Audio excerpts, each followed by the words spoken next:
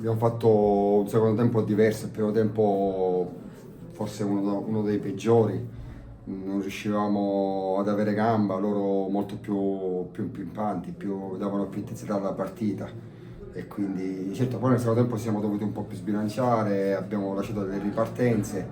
e abbiamo rischiato, però tutto sommato cioè, l'abbiamo cercato, voluto, abbiamo spinto un po' di più e alla fine siamo stati premiati da questo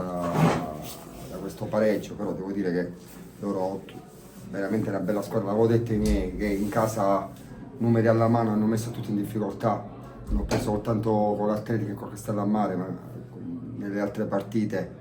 insomma hanno fatto sempre quasi bottino pieno, hanno pareggiato anche col Misilmeri, quindi è una squadra con delle ottime individualità. Noi siamo arrivati un po' in condizioni deficitarie perché in panchina avevo solo attaccanti, avevo delle assenze pesanti, vedi gli squalificati, vedi Torres infortunato, Tamayo, insomma eravamo anche oggi contati, però devo fare, mentre il primo tempo li ho diciamo tra virgolette bastonati, nel senso che non ci possiamo permettere noi di giocare con quei ritmi irregolari perché il secondo gol è stato insomma, un regalo su una palla nostra, una palla persa e mancava un minuto alla fine del primo tempo, quindi dobbiamo lavorare su questi errori di concentrazione, però devo dire la reazione c'è stata, l'ho pretesa a fine primo tempo e quindi alla fine abbiamo raggiunto questo pareggio che appunto serviva, visto le partite che c'erano oggi, a chiudere il giro di ritorno, di andata fuori dalla zona pericolosa. Lavoriamo, cerchiamo di valorizzare anche i giovani che vengono chiamati in causa, sappiamo stringere i denti e quindi basta pensare che Zerba a 42 anni entra e dall'anima riesce a fare gol, quindi questo la dice tutto. Il gruppo è la nostra forza, i ragazzi si allenano veramente tanto, basta pensare come siamo partiti, cioè, io credo che il girone d'andata bisogna fare un plauso a questi ragazzi perché le difficoltà che abbiamo avuto quest'anno, iniziando in ritardo, avendo gli argentini a campionato in corso, insomma, le squalifiche che oggi ne avevamo altre due, ripeto, gli infortunati, insomma, non posso che fare i complimenti, ripeto, sono un po' dispiaciuto perché non dovevamo regalare il primo tempo, anche se, ripeto, loro sono una buona squadra, però venivamo da un periodo da 3 partite molto positive e quindi non aver perso oggi è il giusto premio per i sacrifici che fanno questi ragazzi. In settimana arriverà il transfert di Andrés Passero, che è un centrocampista veramente un ottimo elemento e quindi ci darà una grande mano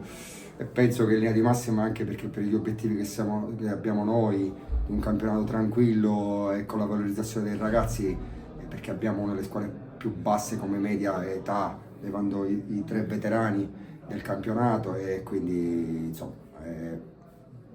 vediamo, stiamo attenti sul mercato, però con l'arrivo appunto di Passero penso che questo momento va bene così. Era importante non perdere.